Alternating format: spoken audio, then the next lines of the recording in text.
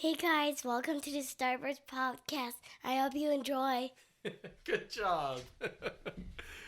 She even took a bow. bowed. Look at that. Nice. She Yeah. bowed. Good Well job, done. sweetie. All right. Go to bed. It's bedtime. Good night.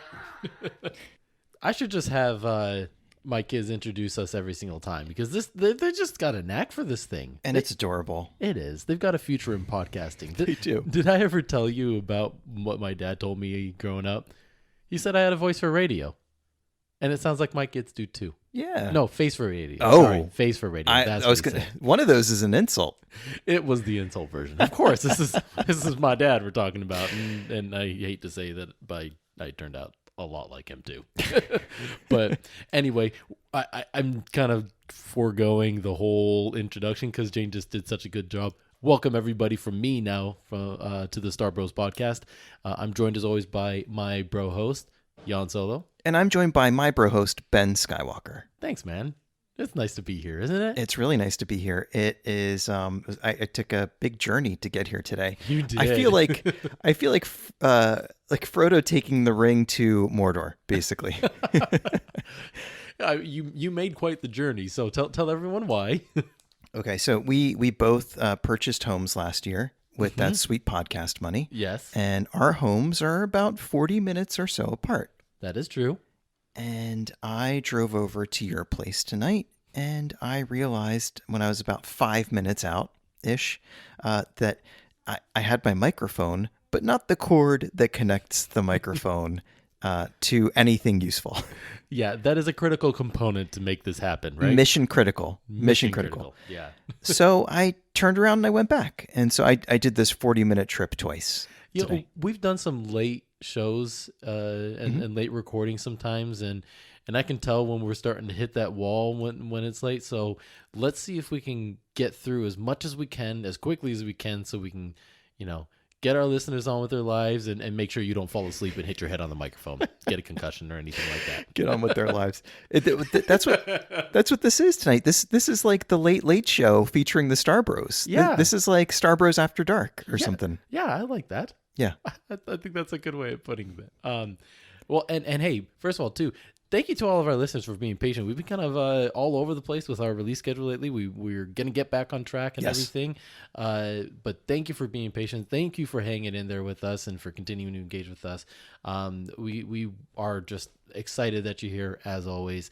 And we have a lot to talk about. We do. We just haven't talked Star Wars in a while, so it feels like we have a lot to talk about in general, you and I. But what are we talking about tonight? Tonight we're talking about season 1 of Rebels. Why are we talking about that? Oh, that's a good question. Well, for one thing, selfishly, I've never watched it. Yeah, that's right. I've never seen it before. And we have discussed before how, you don't have to pass a test or anything to get a license to be a Star Wars podcaster. All you need is a mic and, a little bit of hardware and you're good to go. Yes. So I can't say that I've seen everything. I can't say that I've read every comic book.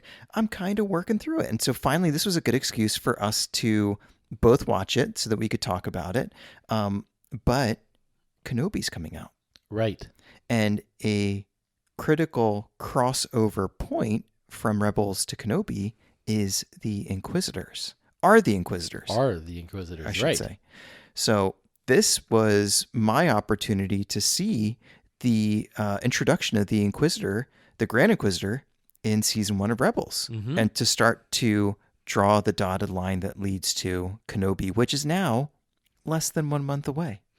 Less than 1 month. That is very exciting and grand, and I am running out of adjectives. It is grand. It is. Oh man, I just see what I did there, and it was totally by accident. What do you mean? Grand Inquisitor? That's grand. Oh, I didn't even catch that. Yeah, I don't know. I thought that's why you said that, honestly, that you're calling me out on my accidental pun. Nope. Okay. Obviously, we're excited to be back together. We're happy. How about we get into our first episode, our first segment of the episode? What is that usually called? News from across the galaxy.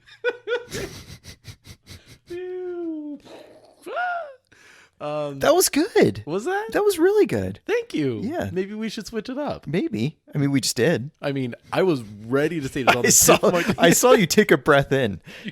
You saw that and you were like, I'm going to take it anyway. Does that mean I have to say the next segment? Yep. Oh, okay. Let's do that. All right. Well, because you did that and you're stealing all my thunder, how about you steal my thunder and give us a piece of news? Okay. Well, I already mentioned that Kenobi, the television program, is coming out in less than a month. And the reason that I'm clarifying that it's a television program is because the long-awaited Kenobi comic book is coming out this week. And the comic book is going to be featured on Broaxium's Quick Shot next week, which I think is going to be hosted by yours truly. You're going to be covering that one, right? Usually when you say yours truly, don't you mean like yourself? I gestured towards you. You did. People can't see that at home, but yeah, usually you say yours truly, like you're signing a letter from yourself. Yours truly, me. Yours truly, you. Yes, this is the voice of Ben here, will be doing the quick shot for that, and I am excited. So Chris reached out to us through the chat and said, there's a bunch of comics coming up, and what would we like to do? And I was like, Obi-Wan, can I do Obi-Wan? And I don't know. He said, he said Dan really wanted to do it, and I said, totally cool. This is Dan's thing, Dan's show. He should take it. And then he came back and was like, no, you're doing it, Ben. I went, no, I want Dan doing it. Dan wants it. Dan needs it. Dan should have it. And he was totally cool. I don't know. Actually, I don't know what the conversation was with Dan, if he said, no, let him have it or whatever. But I am very grateful. So, Dan, thank you. Chris, thank you. You are doing me a solid. Yeah. I'm excited to cover this one. Cannot wait. Make sure you run, not walk, to your comic book store and pick this one up. I don't even need to recommend it yet without reading it. Like, I know it's going to be good. You know it's going to be good. And we've gotten some snapshots of some of the artwork and some of the work that went into it, and it looks really good. But our friend Dan, our bro host Dan, just had surgery. And he was tweeting about it yesterday. And I asked him if the anesthesiologist put on a Star Bros episode to knock him out and put him to sleep. That's right. And then someone responded. Was it him that said something about like easy listening? Chris wrote, I think it was hashtag easy listening Star Wars. That's it. That's what we are. And Dan said it would relax him, but it would not put him to sleep, which that makes me happy to hear. If people can relax to the show. Yeah, that's what I would hope would happen. Yeah. So that's a really exciting piece of news. What else you got, man? Oh, here's a really good one. So Star Wars Celebration is coming up, and we will not be there. So unfortunately, if you want to have a virtual celebration with us, we can do that, and just put on some of our episodes, and we'll pretend we're hanging out at a cool convention center in Anaheim. Well, no, real quick. Make sure though that you do tune into Broaxium. There will be some stuff that you can watch on there and ways to engage Chris in the group and Dan and everyone. And, they're going to be there and they're going to be recording some stuff, probably from like the hotel room afterwards, just geeking out and stuff. So, and I think they're also going to Disneyland while they were there. So, oh my gosh, they're going to make a whole thing out of it and share all their experiences with you. So do make sure to go check out Celebration being covered by Broaxium. That said, leading up to Star Wars Celebration, we've been getting bits and pieces of different news items and previews of panels and things like that. Yeah. And we're now getting previews of some of the Star Wars content that's going to be coming up. And one of those things is called Tales of the Jedi. Dave Filoni's involved. It's an animated series, and it's a series of animated shorts, much like Visions. That sold. Yeah. I'm there. And they announced that if you want to learn more at Star Wars Celebration this year, they're going to have a panel discussion on what you can expect from Tales of the Jedi. That's good. What do you think it is? Oh man, I speculate time. I think it's going to be Star Wars-y type stories told by a bunch of different storytellers. I was going to say, you don't say.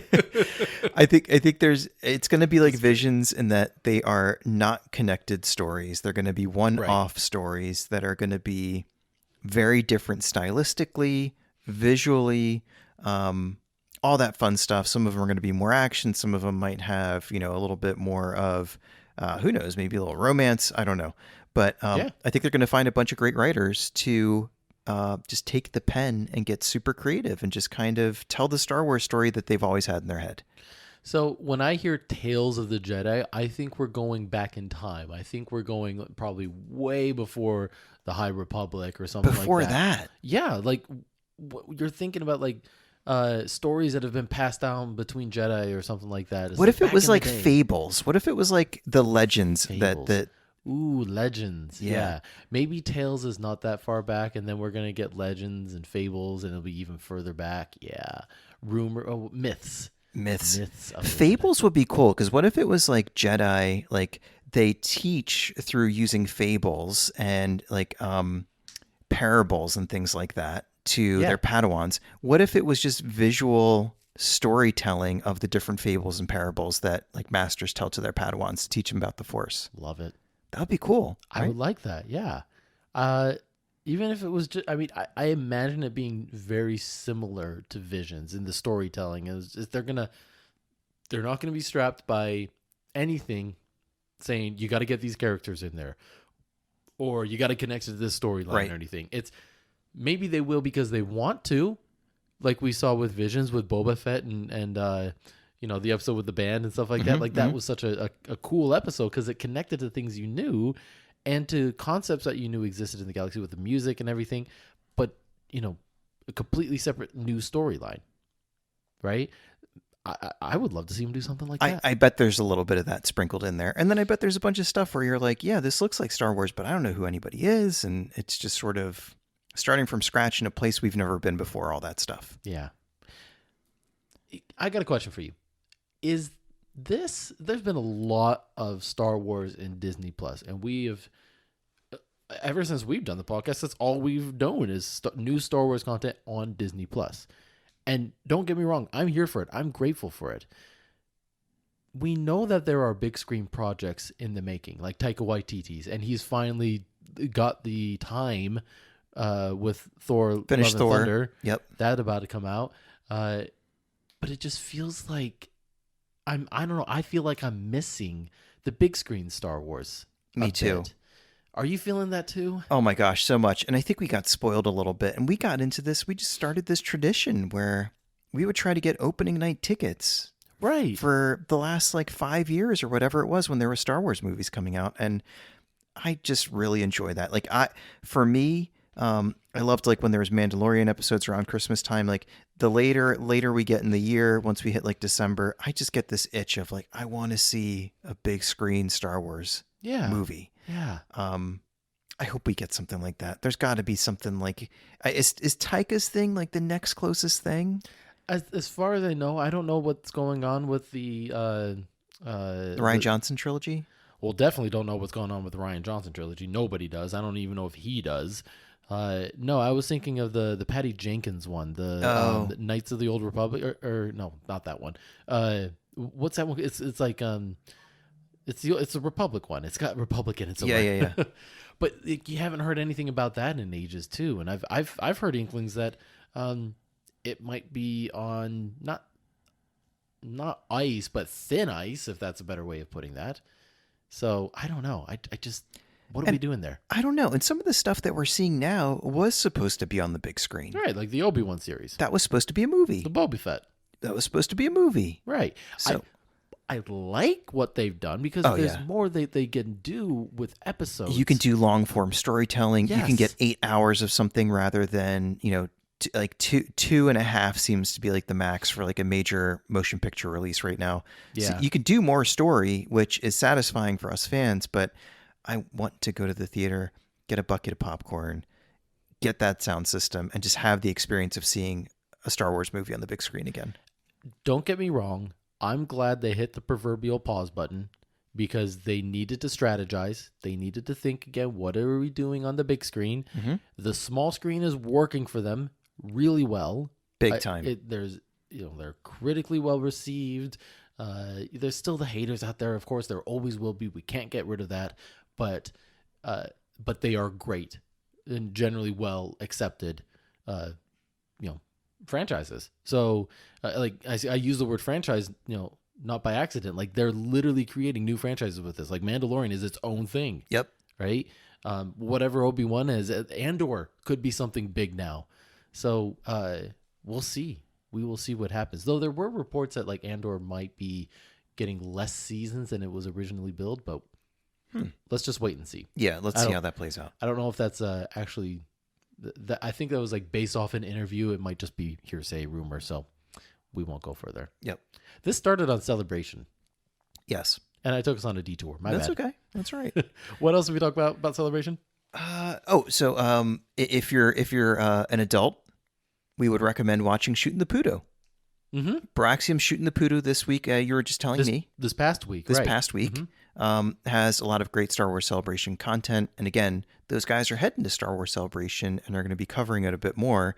But they're sort of going to be the Baraxium bros on the ground, reporting back and letting us know what's going on. And they did a little bit of previewing and then a retrospective this week too. Yeah, they did a great job with that. Yeah, Claire had shared a bunch of pictures and stuff. They had I forget his name now, the guest from, I think it was Podcast of the Wills actually, who was sharing some photos as well. So yeah, it was a lot of fun. If you've got some children, we know some of our listeners have children listening in. Yes. Maybe not have them listen into that, but you go and listen. That's all I'll say. Yeah. On that. All right. Anything else for Celebration? I think that's it. All right. Then we got one more piece of news to get to. Yes. And it's a bit of a somber one. And I'm going to let you take it away because you, I think you were the one who was a sleuth in all this to figure out what happened. Yeah. So maybe I'll set the stage a little bit, but you were smart. You were like, we haven't heard from our buddy Publicly Shamed in a while. Mm-hmm. And it went a little quiet. Mm-hmm. Where did he go? So take it away. Yeah. So if you don't know the name Publicly Shamed, you may recognize it if you go back and watch some of the old Baraxium videos, whether they be quick shots or whether they be episodes of our show that are uploaded on the Baraxium channel. And Publicly Shamed was just a friend of the show, a friend of the channel, a friend of Baraxium, who was constantly commenting and going back and forth and just had a funny, witty banter and was always reaching out. And he was one of the people who took us up on, if you ever want to correspond with us, recommend what you would want to see on the show and what you would want to hear us talk about or to react to some of the things that we're discussing.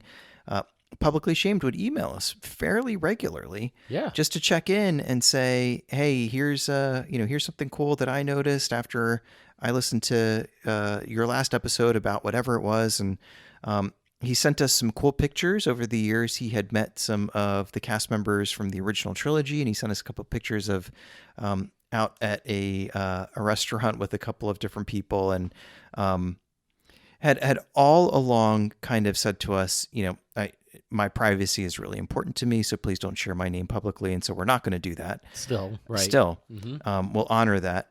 But I mean, you've kind of alluded where this with the past tense, right? So we last heard from him around Christmas time, and we like to send out Christmas cards, and he asked if we would send him one, and we had some really cool Star Wars Christmas cards. You remember those? Yeah, I do. Those were really good. And so we sent a bunch out. We sent him one. He sent us a nice message wishing us a happy holiday season, happy new year, and so on. Yeah. And then didn't hear from him. And then I think, maybe a month ago or so, I emailed him and said, "Hey, noticed you haven't commented on any of the videos recently. Hope everything's okay. Hope you're doing well. How are you? What's going on in your life?" And didn't hear back. Another month went by and didn't hear anything. And since we knew where he lived and what his real name was, because at one point we sent him a T-shirt, right? I Googled him and found out that he had passed away. Yeah. And found out that he had passed away. He had some health issues.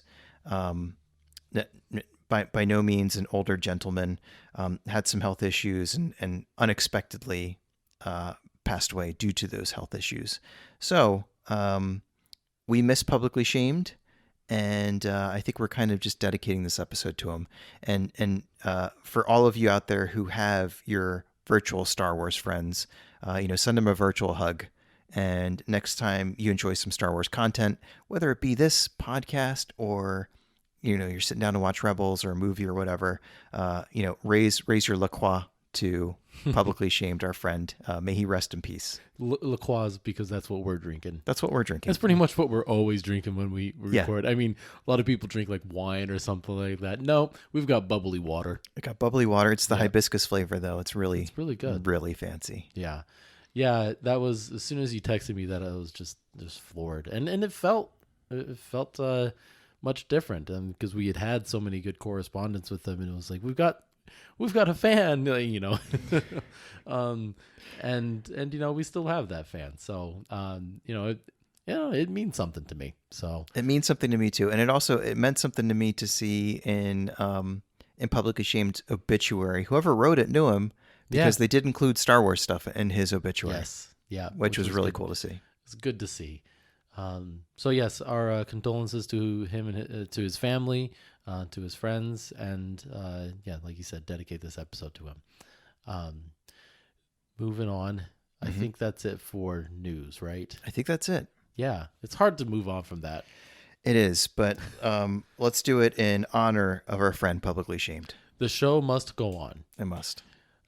Segment 2, more to the story. Ba-ba. Doesn't feel right, man. It doesn't. Yeah. All right. What the heck's this episode about? This episode's about Rebels. We already said that. Yep. Okay. All right. I'm with you. To Rebel Season 1. Okay. And there's a lot to talk about with this. So, like you said, this is the first time you had seen it. Mm-hmm. And I'm glad you say that, because I'll admit, one of my buddies a few years ago growing up, I don't know what I'm talking about anymore. One of my buddies was mentioning to me that I should watch it. And my whole thought was, I don't know. It's just, cartoons are not for me usually.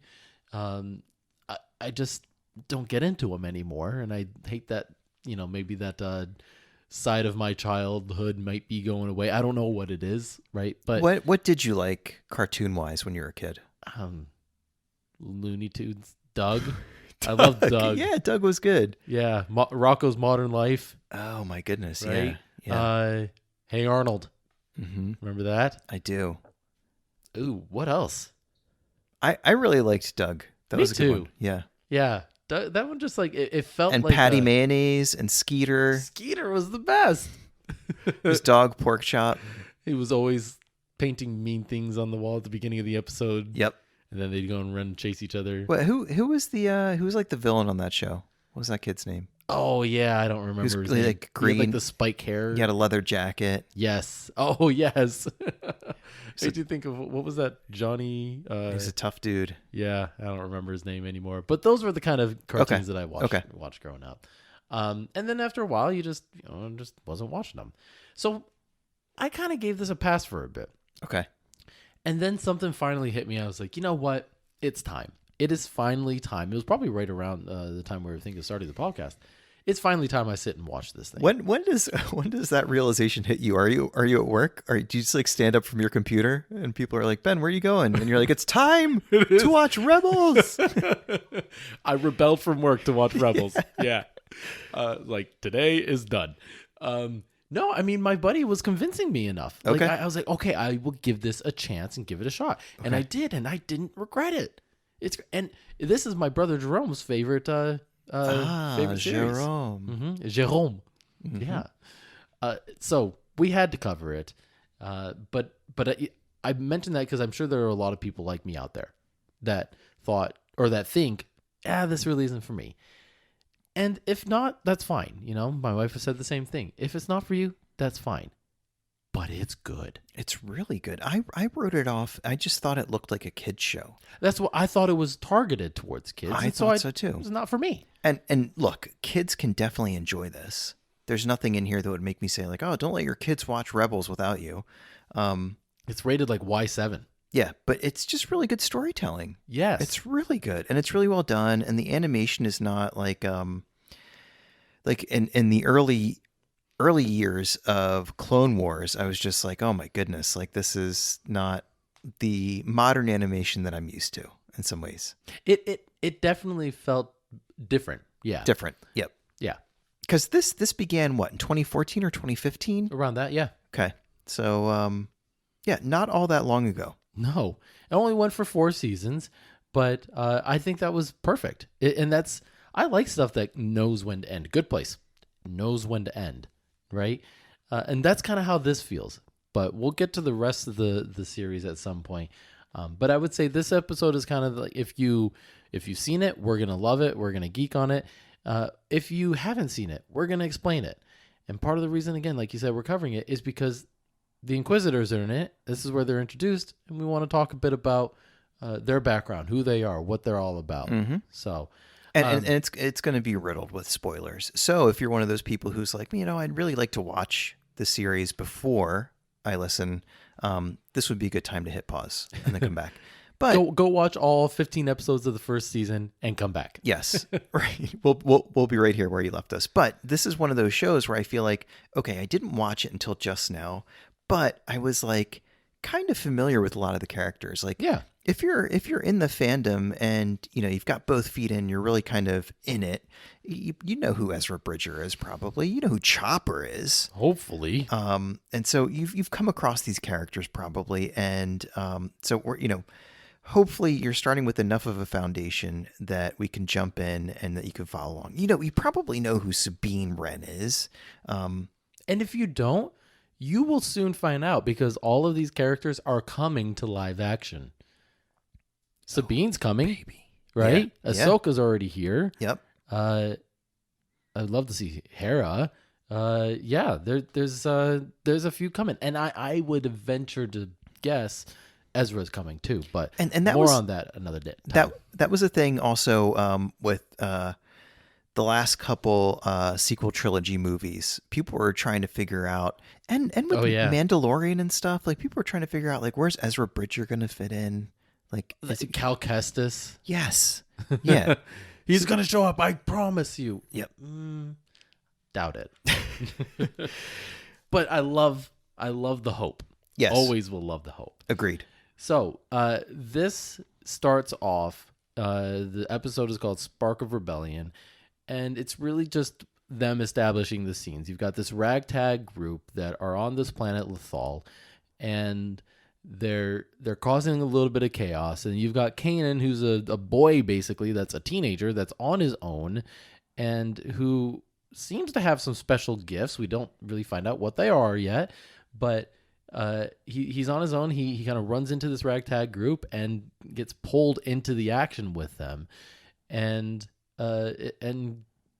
doesn't want to stay with them, but in going on this adventure with them, kind of learns he's been missing family. Mm-hmm. He's been on his own for a long time, and he's learned to survive that way, but he's kind of realizing the value of being part of this group, and he hates the Empire and is kind of rebelling against them. So he has a lot in common with them. Common cause. Right. And he fits in. I always thought it was interesting with groups of people who are kind of like ragtag or rebellious or outcasts.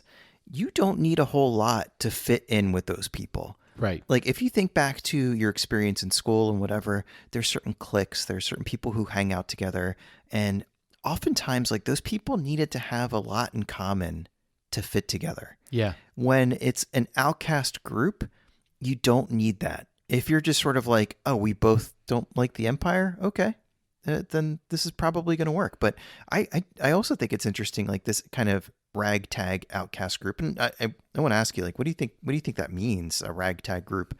I think it's kind of interesting that they are all from different places with different backgrounds, all kind of brought together by circumstance and by just the need to sort of like survive together. You literally started answering the way I would have just answered. Yeah. It. Okay. Yeah. So you don't need to ask me anymore. Okay. You said what I was going to say. And by the way, like, I love that they are a ragtag group whose home base is not a permanently like fixed place. Like they live on the Ghost. The Ghost goes where it goes. Mm-hmm. So they are the Ghost goes where it goes. That should be a line on a bumper sticker somewhere. So this ragtag group doesn't even have a home, really. Like their home is wherever the other people are, not to get too sentimental. Yes, you're right, but there is an attachment to Lothal. There is. That they always sort of gravitate back there. Yep. But they kind of feel lost together wherever they are.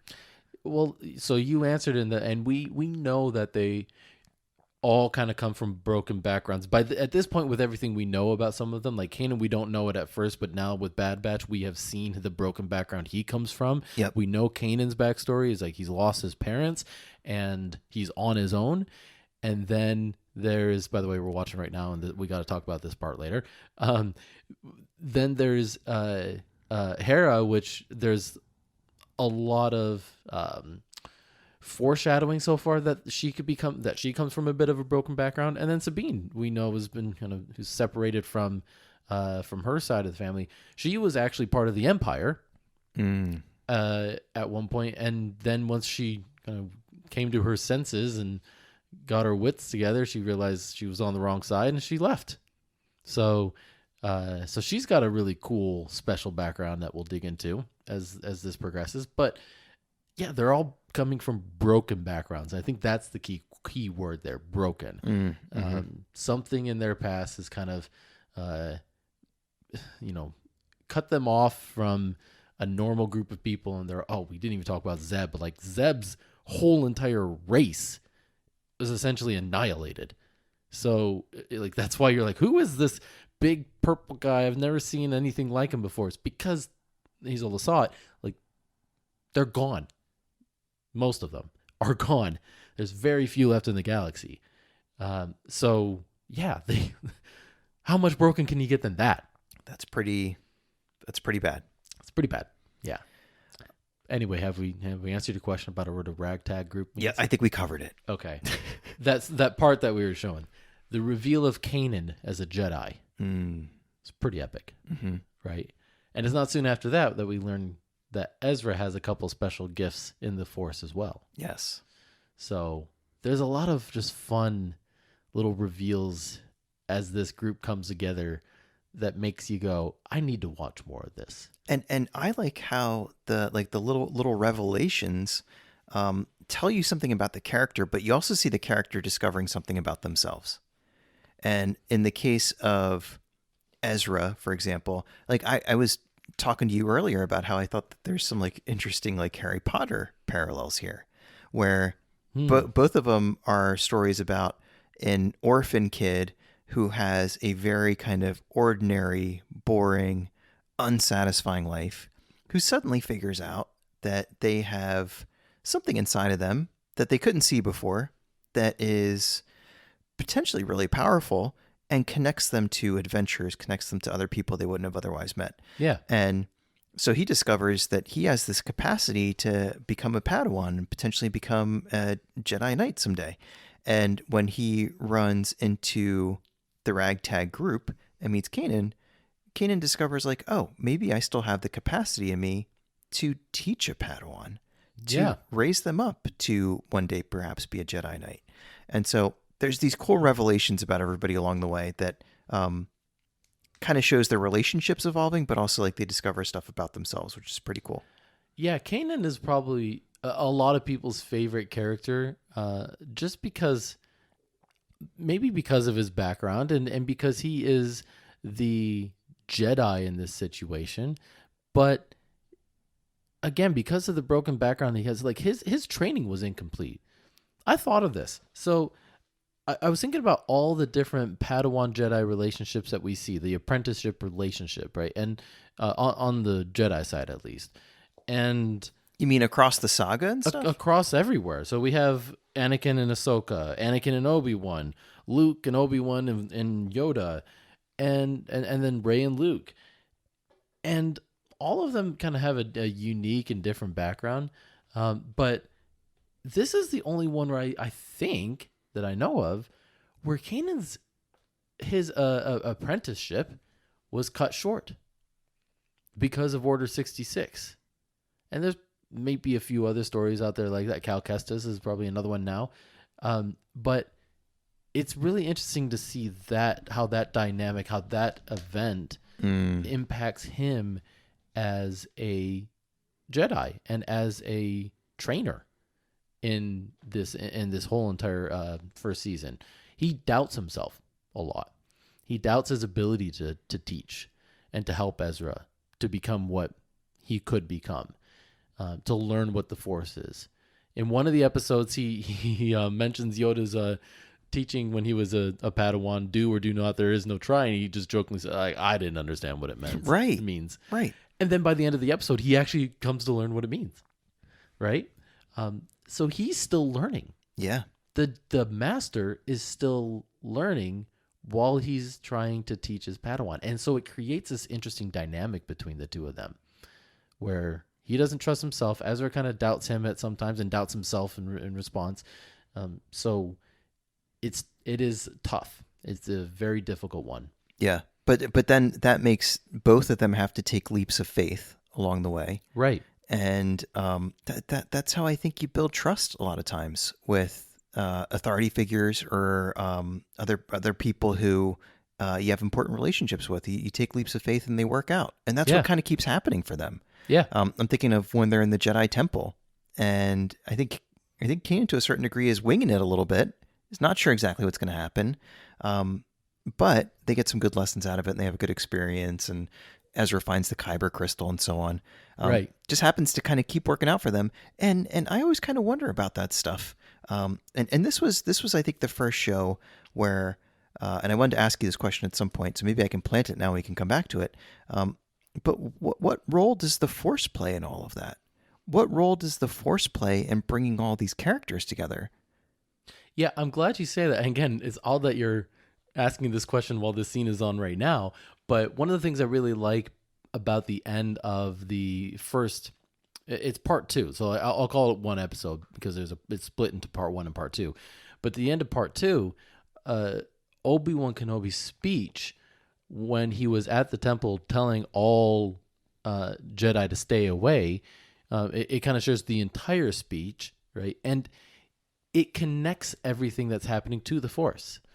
And he says the line in there, like, the Force will guide us, like the Force will help us. There will be a day where, the tables will turn again, and we'll be back on top, hopefully, or we'll see balance come back, right? I think the Force is at play here to bring balance, and the rebels, which as it starts kind of getting established in this first season, are not part of the rebellion at first, but they later become part of the rebellion, and they're connected to the story at large, but they're always this splinter group that is rebelling locally on the ground within Lothal. So I think the Force is helping to make sure wherever a rebellion is needed to bring balance, there are those who are equipped to bring it. Does that make sense? It does make sense. Yeah, I like that a lot. And I think about, like, as I was reflecting on this season, I was preparing for this episode, I was thinking about kind of the invisible hands of the Force and, like, what were they doing and, like, how are they moving the chess pieces around and things like that. And when all of a sudden, our hope is kind of running over because we see Kanan and Ezra starting to work together pretty well, and Ezra's integrating pretty well into the crew of the Ghost, and that's when the Inquisitor starts to get close. And I always think about the two sides of the scale of the Force, and things start to go a little too well, and all of a sudden the dark side starts to creep in a little bit. But then it always gets balanced out again, and I just want that kind of, like, roller coaster ride is one of the things I love about Star Wars. Yeah, no, I totally agree. Yeah, so we didn't get to that question later. We just got to it now. Yeah.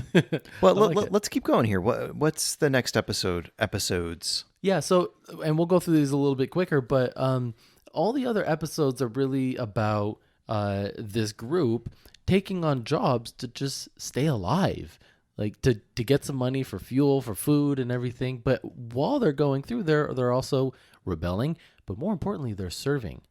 And that was actually what Ezra saw, was they were stealing stuff to bring food to people who were in need. And that's what kind of shows you, okay, this is the good side to be on. But the next episode is Droids in Distress. And this was the first one that decided, like, we got to connect this back to the larger story. Yes. Just a little bit. So the droids that are in distress are R2-D2 and C-3PO, which was cool. Very cool. Brought in these characters that we all know and love and connected them there. And it's weird. It's a weird introduction because they're coming into, like, this, what's it called? This empire situation. and they look like they're with the Empire. So you're really confused at first, right? Mm-hmm. But then as the story unfolds, you find out that they were on a secret mission from Organa. Bail Organa. And they're essentially just next to the ragtag group again, the Ghost Crew, fighting alongside them for a similar goal. They really do find themselves in everything. They do. Don't they? Mm-hmm. They really are kind of like the low-key main characters of the whole Star Wars saga. They are.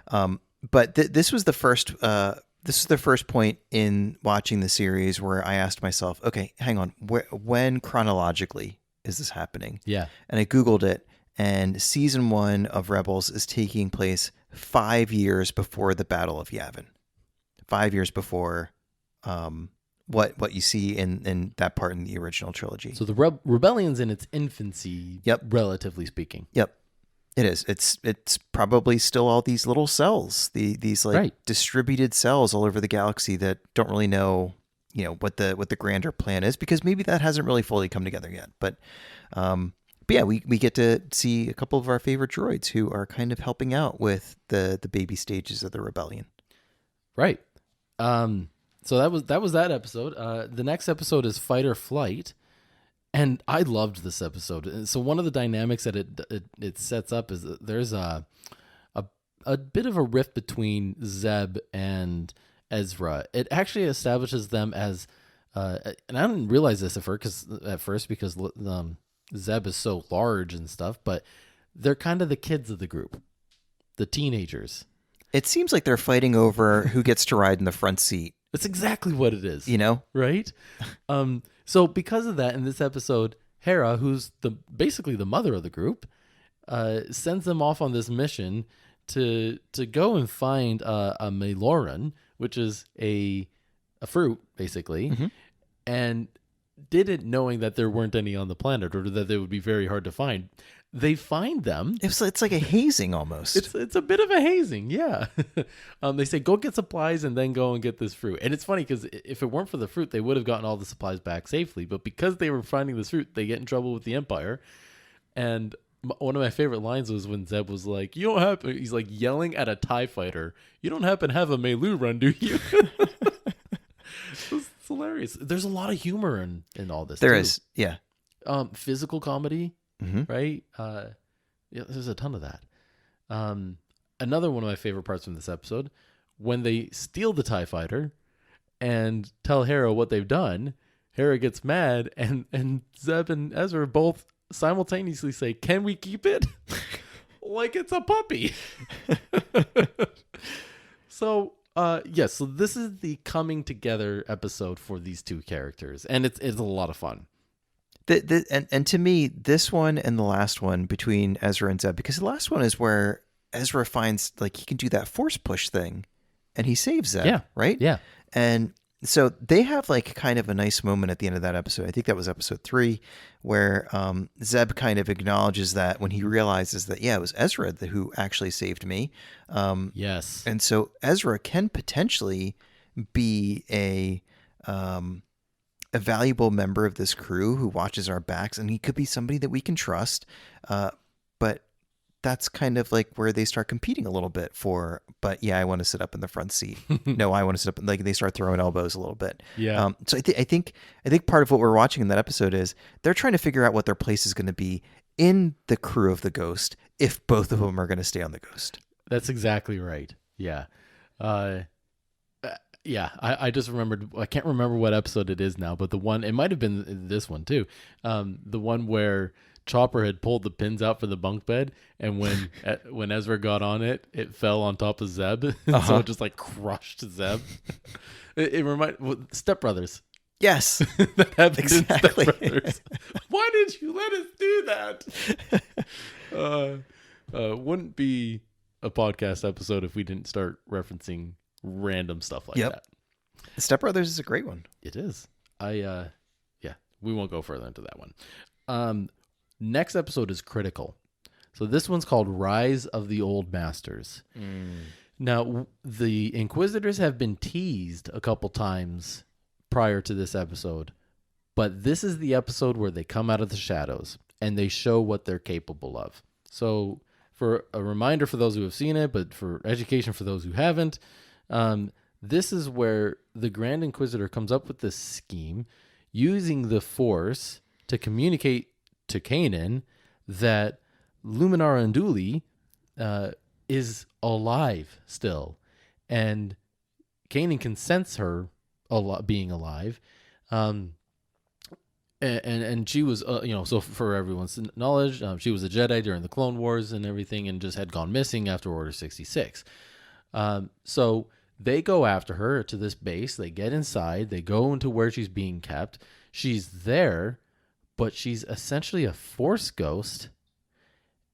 But her essence, her body is still alive. She's in like a cryogenic chamber. So messed up. And because she's alive, she's able to still kind of communicate. And basically, the Grand Inquisitor uses her periodically to lure in Jedi from across the galaxy. That's deep and dark. That's very dark, and that shows the extent of his powers too. Yeah, to be able to project something out like that, that's like casting a giant net and catching all of these Jedi who have a shred of hope that maybe after Order 66, there's another Jedi out there that they can connect with and start to rebuild. Yes, this massive net just cast out there, like a Sith spider or something. And it's just super creepy and mean. But yeah, a pivotal episode too, just to kind of see like what the capacity for darkness of the Grand Inquisitor is, and to see some of our favorite heroes kind of caught in the web. Yeah, and so let's talk about the Inquisitors here for a second. So we're really just looking at one now, the Grand Inquisitor. There will be more, just so everyone knows. But the Grand Inquisitor used to be a Jedi. And in particular, this one used to be the Jedi that was a guard at the Jedi Temple. So he had a position, he had a lot of knowledge intimately of the Jedi, and, he fell to the dark side when Order 66 happened. I'm going through the comic book right now where it's the Darth Vader comic book, where they unfold kind of that story of like when he not the story of when he becomes one, but he is there as the Grand Inquisitor. Wow. So and becoming the Grand Inquisitor and like building his relationship with Vader, or lack thereof, whatever kind of relationship you have with the Dark Lord of the Sith, right? But they are tasked with finding Jedi across the galaxy, and they'll use whatever means they can. And what are they finding them for? To either make them Inquisitors or to kill them. I mean, what else would you do when you get Jedi? Heavy duty stuff. So they're basically like bounty hunters with like the endless resources of the Empire, right? To just hunt 24/7. It's a scary concept. He also shows off. Now, some people like this, some people don't. I like it, but then again, what don't I like? The lightsaber. Oh, I think it's so cool. Okay, cool. People don't like that? Yeah, people are like, how does that work? How does it spin like that? I'm never like, it always kind of stops me in my tracks when people pick something like that to call out as so you're okay with everything else. Everything else is cool, but as soon as up until this point, you're fine that it's a galaxy far, far away, a long time ago, whatever. Force, laser swords, all that's fine. But if it obviously a double-ended lightsaber, how does that work? What? No. Okay, finally accepted that. But it spins and it makes you fly. I pictured this meme that I saw. I think it was like a photo of a tweet.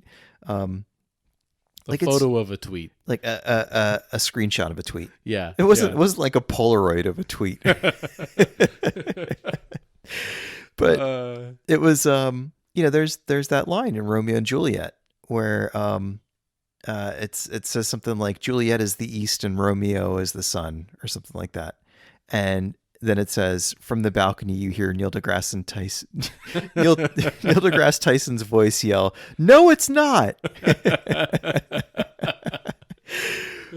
Way to break up the mood. Because Neil. he's always so quick to be like, that doesn't work. That's not true. There's no such thing as the dark side of the moon. Like all that stuff. And I feel like all of a sudden people pull out like their inner skeptic for like one thing, like one double-ended lightsaber. That's too much for you. That crossed the line of like, now it doesn't seem like a real show that you can picture actually. It was the fact that it can spin. So what? I know. I'm with you, man. I'm with you. You're preaching to the choir.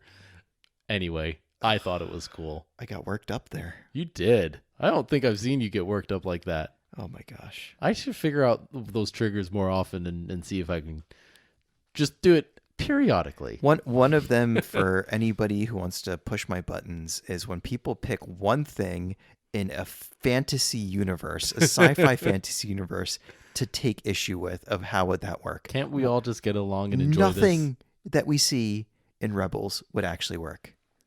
all of this? Well, no, not all of this. We will get to lightsabers one day. Actually, we proved that on one of the past episodes. We've gotten there. Yeah, we've been there. All right. No, we need to move on before I get you worked up even more. Yeesh. This was a great episode. The other thing that was good about it, though, was this is where I mentioned, like, you start seeing the Kanan Ezra relationship really start to blossom, but it isn't easy. They actually struggle the whole episode until the very end when you realize. So they go on this whole entire quest in hopes that maybe Master Unduli can help be the master for Ezra. And right, Ezra thinks that Kanan is, passing him off and doesn't want to deal with him anymore. And so there's that confusion, that frustration. Which do you think there was any truth to that? Well, no, because later on he says, no, it's not. It wasn't. It's not that Kanan didn't believe in Ezra anymore and didn't think that he could help Ezra. It's the fact that Kanan didn't believe in himself. That's what I'm thinking. The doubt part there. Yes, it was absolutely doubt, and he confirms that. But then by the end, there's at one point where I think they had to close the blast door, and the only way to do it was to do it together. And they come together and figure out a way to do it together. And so there's a reckoning between the two of them, and they finally learn, how to work together. And it's not going to be easy, but they cross an important bridge. So it's a great episode. Great episode. Can I just say real quick that there's just something about like Earth names in Star Wars that always stops me. So I know I was just calling out the whole thing about double-ended lightsabers. Ezra Bridger, like that could be your neighbor, Ezra Bridger. I guess he could. Yeah. Harrison Dula, probably not. Luke Skywalker, nope. Maybe today. Yes. Yeah, no, that's true. What was Woody Harrelson's character's name in Solo? Tobias? Tobias Beckett. Tobias Beckett, right. That could be a hockey player or something. Yeah, exactly. Did you think of that because like a Beckett is where you go and look up like hockey cards and baseball cards? That's exactly what I was thinking of. I knew that's what you were. As soon as you said hockey, he's like, yeah, that's what I used to look up stuff and their values. Anyway. Beckett used to be a big deal. Oh, such a big deal. I have one in there. Do you? Yeah, in that closet. What year is it from? Probably like 2013. Okay. It's very outdated. No, it's okay. But anyway. I think we're on to episode 7? 6? 6, 7, one of those. Breaking Ranks. So 6. This one's a cool one. So this one, Ezra goes undercover within the Empire as a cadet and starts making some friends. And the whole entire reason that he's there is basically so that they can find where the Empire is transporting some kyber crystals and take it out because they know what they can do if they have kyber crystals. So Ezra's undercover. He meets a couple of people. I think it's Jai Kel or Jay Kel. I can't remember how you say his name. Darn it. And then Zer Leonis was the other one. Makes friends with them. There's a good relationship that they establishes, and they help each other escape. But they're doing this assessment, and it's a pretty difficult one. And you're looking at it like, how does a random, regular, everyday person do that? They're in this pit. There's these moving platforms they have to jump on to get out of it. Get out of it. Yep. And you're like, only a Jedi would be able to do that, right? That's what I'm thinking watching this. And then you find out this was also another one of the Grand Inquisitors' ways to try to find Devious. Right, to find force sensitive people. Like, if you can get out of there, you're probably force sensitive. So it's really cool because they've got this mission. He's undercover. He's been undercover for a while, and then you got the Grand Inquisitor running this scheme. Sneaky, sneaky. Mm-hmm. Did you like that one? I did like that one. The beginning of it kind of caught me off guard. I thought that maybe I missed something. I was like, wait. Oh, yeah, because it just doesn't connect to anything from the prior episode. You're right. No, it's just all of a sudden Ezra is a cadet, and he's surrounded by all these other Imperial cadets in an environment where they're training the cadets. And I'm just like, what? How did he get here? Yeah. But then it comes into focus pretty quickly, and you get a sense of he's undercover and whatever. But yeah. But yeah, at first that was a little bit, that threw me off. Yeah. Same here. Right, next one. Out of Darkness. This one was freaky. This was the one where finally Sabine gets a little bit of a limelight. And we get a little bit more backstory as her time as an Imperial cadet. And we learn that she doesn't trust easy, and she shows that not only with the fact that she left the Empire, but even with Hera. So Hera is communicating with Fulcrum, who we'll learn who that is later, but we don't know who it is at this point. And Fulcrum is kind of giving him these missions, and she wants let in on it. Like, why are these secrets? Who is Fulcrum? How do I know if Fulcrum's a good person or if all this stuff? And she's got questions. Is exactly the type of thing, if you don't trust people, would push your buttons. Right. Mm-hmm. Yeah. I would agree with that. So her buttons are pushed. Yep. Just like Jan's were pushed earlier when we started talking about whoa, I can't say that word. Double-sabered lightsabers? Double-sabered lightsabers that spin. How dare they? Oh my gosh. Yeah, a little bit of Sabine in you coming out. Yeah. Guess so. But they go off to this planet and they meet these Fernox, is what they're called. Yep. These very devilish looking creatures that want to eat them and destroy their ship. What better environment for bonding and trust building? Yes. Between two shipmates who are having issues with that right then and there. And have to figure out a way to survive the night with some rabid, crazy Fernox. Yes. Yeah, exactly. By the way, this is the one where the teenagers were supposed to do a job and didn't do it well, and that's what got them stranded there anyway. So by teenagers, I mean Zeb and Ezra. Yep. So that one's a good one, but I just like that Sabine finally gets her time. Because we've gone all these episodes with nothing. This is episode 7, and she's finally kind of in the foreground for a little bit. Right. What's the next episode? Next one is Empire Day. This is the one with Sibo. Sibo, yep. And the cybernetic implant. Yep. The Imperial cybernetic implant that looks like the Lobot thing. The Lobot, yep. On his head. That kind of puts him in a vegetative state. And I was wondering if that was kind of like a commentary on what it means to, play by the rules of the Empire. It's almost like it wipes out your ability to use your brain independently. You're sort of overtaken by it. You're zombified. By the Empire. Yeah, that one's an interesting one because it's really about Ezra dealing with his past. Right. So what's Ezra trying to do? He's trying to get information about what the heck happened to my parents. Right. Well, and even before that, it's Empire Day. Oh, right. Right. And he's just in a bad mood, and you're like, why is he so upset? What's wrong with Ezra today? Blah, blah, blah. And you come to find out that Empire Day is his birthday. And so there's just a lot of kick in the pants, huh? Right? There's just a lot of complications with this day for poor Ezra here. By the way, is this on the calendar? You know how like Life Day, we've picked a day in November and it's that's Life Day. Ooh, good question. I don't know. Is Empire Day on the calendar? We should find out. Huh. If you know, send us, write the answer on the back of a PS5. There you go. And send it to Atomic City Comics on South Street in Philadelphia, care of the Star Bros Podcast. Or send us an email, thestarbrspodcast@gmail.com. Boom. There's the plug. Plugged. I really hope one day we get a PS5, by the way. I'll be more surprised than anybody. I would love it even more though if it was just a box of a PS5 and inside was like confetti and that's it. And it's like, we love your podcast. There's no PS5 though. Just to like pull on our chains a little bit. I could see somebody doing that. I could see an Inquisitor doing that to us. That would be, yeah.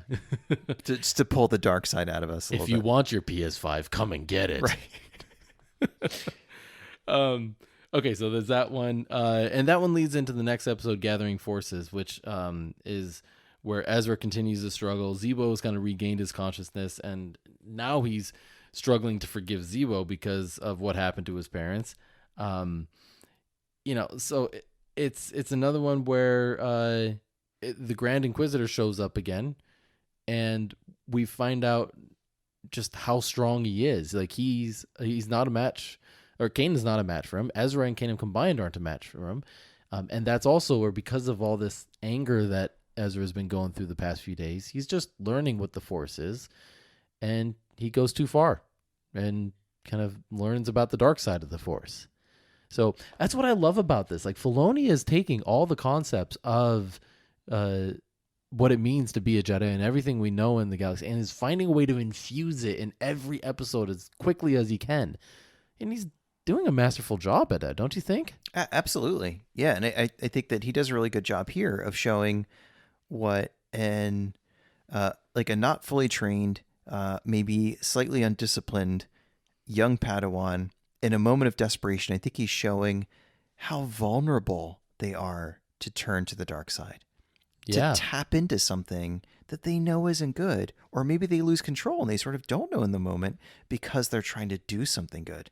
Like that's quite the trap too. You want to help out the guy who has volunteered to bring you up to be a Jedi, but the way that you choose to do it out of desperation taps into something that he would never want you to tap into. Right. Like that's just, I think it's Filoni showing kind of how tenuous this is at this moment. Right. This Ezra Bridger could go the other way. He could, if he's not careful. And he's so young and manipulative and not manipulative, malleable. Malleable is the word I'm looking for. Gosh, manipulative, that's not good.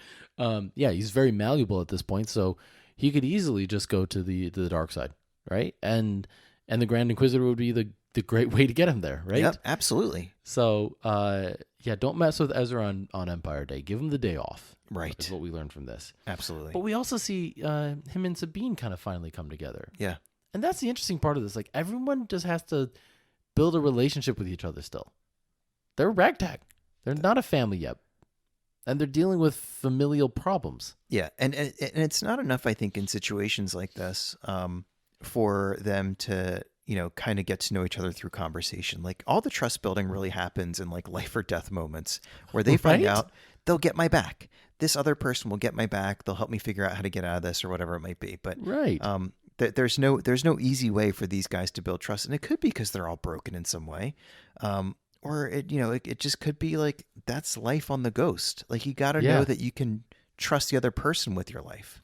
But that's all they understand. They're learning what it means to be rebels and what life as a rebel is. Mm-hmm. One of my favorite lines in all of the episodes was back in the episode we already talked about. It was the fight or flight one, the one where Ezra and Zeb are coming together and becoming friends again.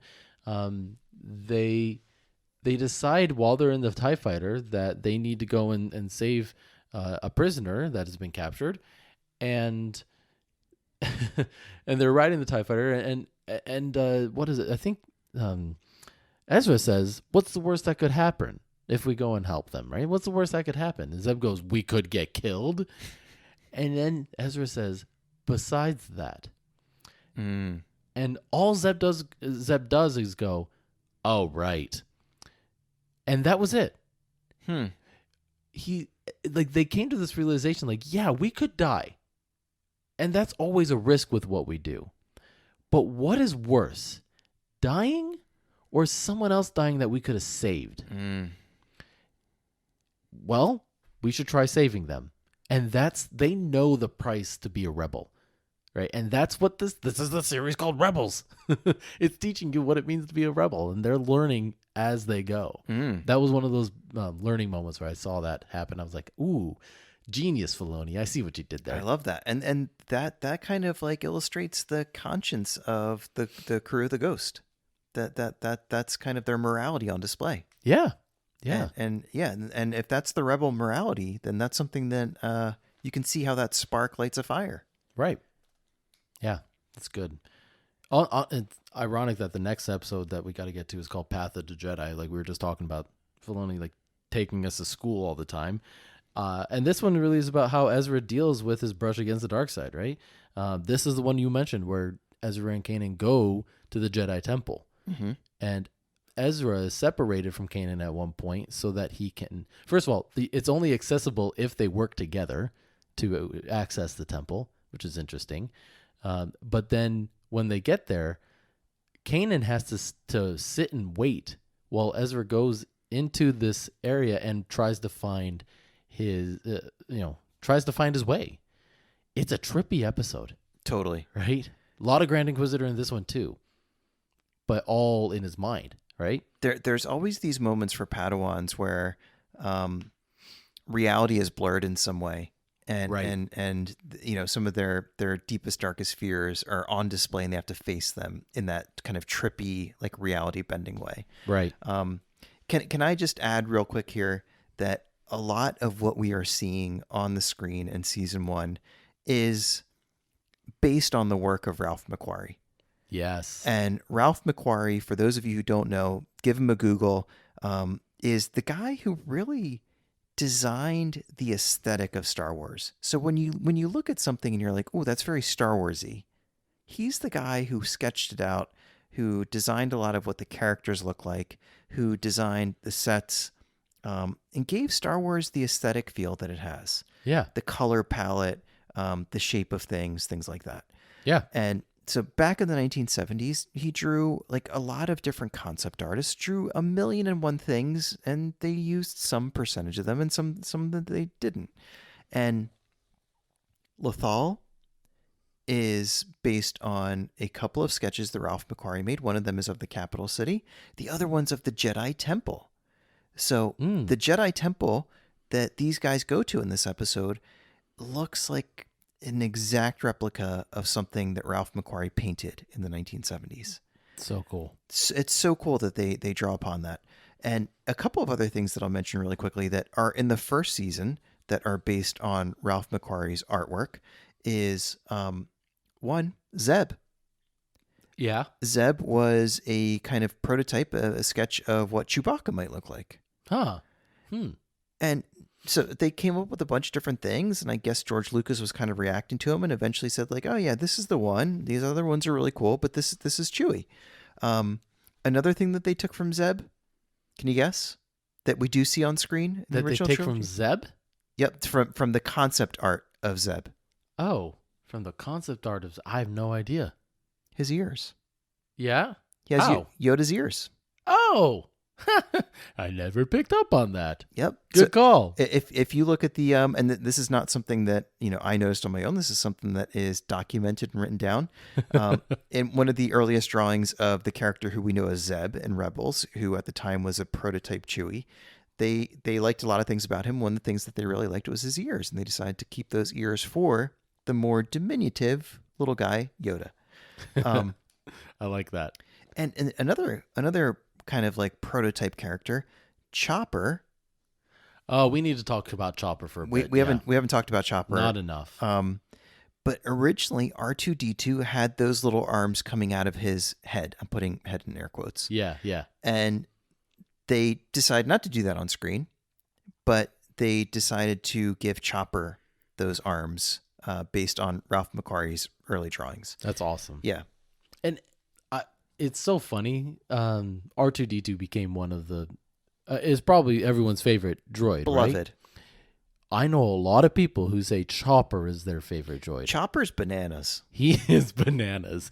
Bananas. I can't believe I just did that. Please slap me at the end of this.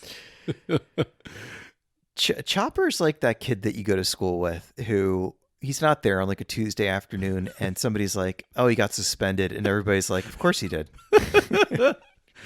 And really, you just had a doctor's appointment, but the rumor got around anyway. Right. He's the kid who like got firecrackers when it's like, how did you like? Are you allowed to have these? Like stuff like that. Like We all knew that kid. a troublemaker. We all knew that kid, didn't we? That is exactly what it is. I'm getting ahead of myself here, but there's one episode where they get a droid to do some work for them. They kind of save him from the Empire, and Chopper is jealous of him, and while they're flying in the air, he just knocks him out of the ship, and he goes and falls to his doom, basically. How is that a useful trait for a droid to be jealous of other droids? I don't know. This is like 000 and torture. Like, why? Yeah. Why? How did he learn that? I wonder if we'll learn that at some point, because we got the Bad Batch where he was brought back in, and he didn't have that personality quirk, or we didn't see it at least. Huh. So I wonder if he learns it. There must have been a software update or something. Like bug Maybe. fixes. We're improving Chopper's personality to be a little bit more personable. Well, it's like K2SO, right? Because Yeah. K2SO had those kind of bugs and flaws. Sarcasm. Yeah. Just attitude. Yeah. So he's going to learn it from somewhere. It's probably in reprogramming him in some way. It just messes with them a little bit. That's my guess. It happens to people too. You go through Uh-huh. different things, and your personality evolves a little bit. Yeah. No, totally does. Anyway. Oh, wow. We missed the mark on talking about Chopper for a while there. I mean, he does some funny stuff. Like, there's one part where Ezra's trying to learn how to use the Force. He's trying to lift a cup, and it's Chopper lifting it. Like, stuff like that. Pulling the pins out, we already talked about. Like, just so mischievous. I love it. Well, it's funny because the next episode, which I think is episode 11 that we're going to talk about quickly, Zeb loses Chopper in a card game to the one and only Lando Calrissian. What is the episode called? I don't remember. Idiot's Array. Like, That's right. of Which course. is the hand in Sabak, I guess. That's right. Yeah, I know, but it still is so funny. It's the hand in Sabak, but it's just like, it's so aptly named. I think it's like idiots perfect. losing the droid that's not even yours. And the funny thing that I think that Chopper does here is he sort of goes with it and is like Lando's little bro all of a sudden. Yeah. And not listening to the crew of the Ghost. Yeah, Just being a pain. good on him. Yeah.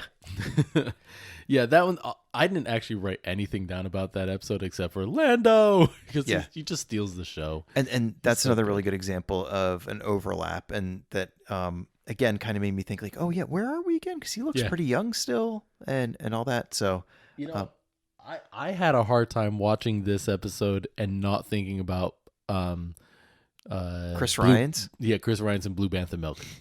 Every time I listened to him talk, I was like, all I could think about was like all of his kids somewhere, and My fourth wife was his a fourth Jawa. wife. Yeah, exactly. I was like, I can't even look at you the same now, Lando. Thanks a lot, Chris, and Blue Panther Milk and the AI that you hired. Isn't it crazy that a lot of people were freaked out when they found out that Pelimoto dated a Jawa? Furry. Very furry. But nobody freaked out when they found out through Blue Bantha Milk that It's like, yeah. Lando Calrissian was married to multiple Jawas. Like, I saw that. I knew that was there. If you guys don't know what we're talking about, Google the Calrissian Chronicles, where our bro host Chris Ryans plays Lando Calrissian on the behalf of Blue Bantha Milk, and Blue Bantha Milk is a group of Star Wars creators in Australia, right? Yeah, Australia. And one of the things that they did was they got some AI, they fed it a bunch of Star Wars scripts and made it generate its own Lando Calrissian story. And without giving too much away, apparently Lando was married to multiple Jawas over the course of his life. Apparently.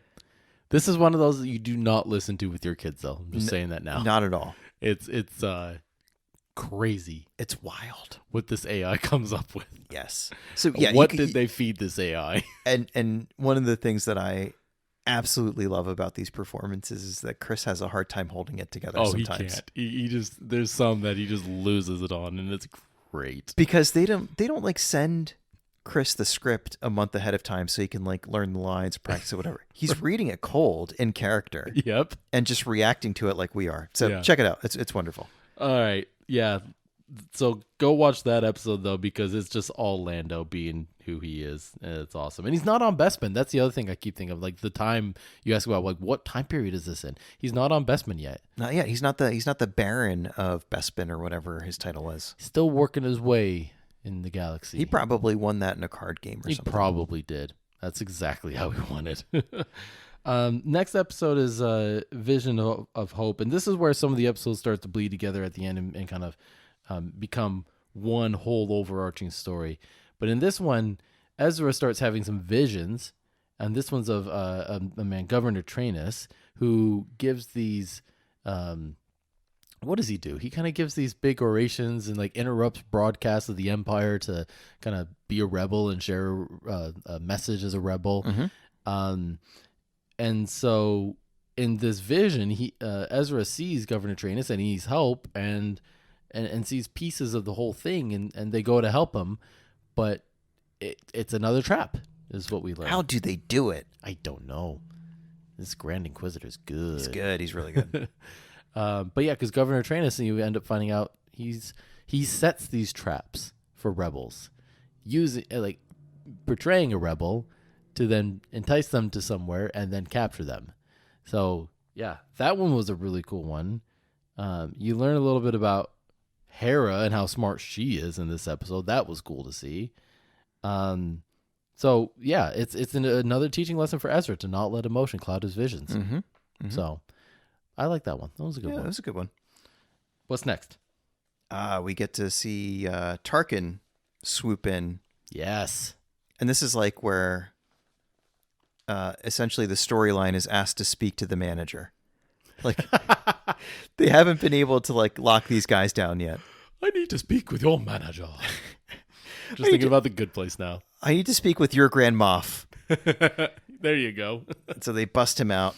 And this is a massive sacrifice episode Yes. where Kanan puts himself on the line so that the rest of the crew of the Ghost can get away. That was Yeah. tough to watch That was. because you knew what he was doing. Mm-hmm. You knew that he was setting himself up. And he said, you know, whatever the line always is in movies or TV shows or whatever, I'll be right behind you. Yeah. No, you won't. No, you won't. Don't the characters know this by now? Right. Seriously. So that was a little bit tough to see himself put himself in that position. And then it gets really tough because then there's this whole kind of like Fulcrum is telling them that, no, you shouldn't go out. Like, you guys got to lay low now. Yeah. Yeah. And there's still the, you know, this is one of those moments where it's a good thing that Ezra is not a disciplined rule follower. Right. It's a good thing that he's reckless. It's a good thing that he wants to take risks, because otherwise they would have ultimately gotten Kanan to Mustafar, where he would have been exterminated. Exactly. But because he's a little wild and reckless and young and foolish and all that stuff, ultimately things end well. And so I think one of the lessons for me from here was a little bit of risk taking is something that a team like this needs to be successful. And even within the rebellion, there are mini rebellions. Yeah, you got to the line I was just waiting to Oh, did I say. steal the punchline? Yeah, you stole my punchline. Okay, That well, was you can edit that out later. No, cut that part out. No, you got there, which was what I wanted. This is, you know, the rebellion rebels sometimes. That's exactly what we saw happen in Rogue One. Sometimes some rebels have to rebel against their own rebellion to rebel. How many times can I say that in one sentence? And that's what we see them do. They rebel against Fulcrum. They say, you know what? You're not going to stop us. Go after Kanan. He's part of the family. And in this ragtag group that we keep talking about, we're going after him. Even if it means going to Mustafar, where Darth Vader and the Inquisitors, you know, the Inquisitors, Palace Inquisitors, or whatever, right? Palace Inquisitors. You laughed at last time, right? And they're going to go and save him and rebel. So Yeah, it's a good one. And it's also like, I think it's also a sign of how immature the rebellion is at this point. Like the more mature an organization is, like the Empire, it gets bureaucratic. People just follow the rules. There's a million people who don't know the whole picture, but they just know they got to do their job. Yeah. And the rebellion's not there yet. All of these people are still acting on heart and loyalty to the people around them. That's the exact opposite end of the spectrum from the rebellion, or from the Empire, I should say. Yeah, that's totally true. I know. I don't have a good transition. I'm sorry. I'm letting you down. I'm sorry. We got 2 episodes to go. And we actually already talked about Rebel Resolve. This is the Chopper episode, basically. Yep. And it's where they get the data that they need to go and find Kanan. Then we get to the very last episode, which is Fire Across the Galaxy. This is where the Ghost Crew, they hatch a plan to go and save Kanan. And they succeed in saving him. But they've got one more challenge in their way. The Grand Inquisitor once again. Mm-hmm. Kanan goes up against the Grand Inquisitor for, I guess, the 3rd time in this series. And of course, they're fighting on these elevated platforms. Of course. That have no handrails. What are they thinking? It's just like one step to the left and you fall 50 stories. I mean, guys, you did see Phantom Menace. Right. And what happened to Darth Maul and everything there too. Like, they were falling off those platforms left and right. You don't want to fight on those things. I just pick it's like some Imperial security safety officer's job, and he's like just like crumpling up pieces of like blueprints over and over again. There's got to be a way to stop people from falling, but he can't figure it out. He can't. Yeah, they figured out so much in this galaxy, but that. No, but that fight between Kanan and the Grand Inquisitor is very good. Somebody tweeted us about that. Somebody tweeted and said, like, this is the moment in this season that really just stuck with me. Yeah. And he's exactly right. Like, this one it's very good. And it's actually, spoilers, we already talked about spoilers, where the Grand Inquisitor meets his demise. And has a heck of a line before he dies. Yeah, what was his line? So I won't get it verbatim, but he says something like, there are things that are scarier than death. Exactly. Basically. Yeah. Yeah, paraphrased. I can't remember it either. That's better than I would have done. But yeah, that's a great line. And it kind of makes you feel like it's not the end for him in some way, shape, or form. No. And that's scary to me. And like that just the fearlessness with which he met his death, and then that line where like that gave me, it was a little bit of like a goosebumpy moment. Yeah. And a foreshadowing moment, but you got to go watch season 2 to find out more, I guess. I got to watch season 2 now. You got to watch season 2. Yes. Everyone's got to go watch it. We'll watch it at some point. Yeah, for sure. But we've got some other exciting stuff coming up. Yeah. What's our next episode going to be about, by the way? Our next episode is, well, before I get into our next episode. Yeah. One other thing we got to say about this episode, this last episode, we finally learned who Fulcrum is. Oh, right. Yeah. And it's Ahsoka. Yeah. So we have Ahsoka now. And if you weren't already looking forward to season 2, that's got to get you excited, right? Yep. So the fact that Ahsoka is going to play a role in season 2 and is, again, this connects them to the rebellion overall now. And they are officially part of the rebellion. Yep. All right, I said it. Now we can move on. I got a question for you. Yes. What were you doing about 20 years ago on May 16th? Let's see. May 16th is actually my mom's birthday. Oh, that's crazy. So it's probably having some cake or something. Let's see. I had just gotten out of prison. I almost believe you. I know. No, you know what? 20 years ago, I had just set the world record for hot air ballooning around the globe. Oh my gosh. I can't with you right now.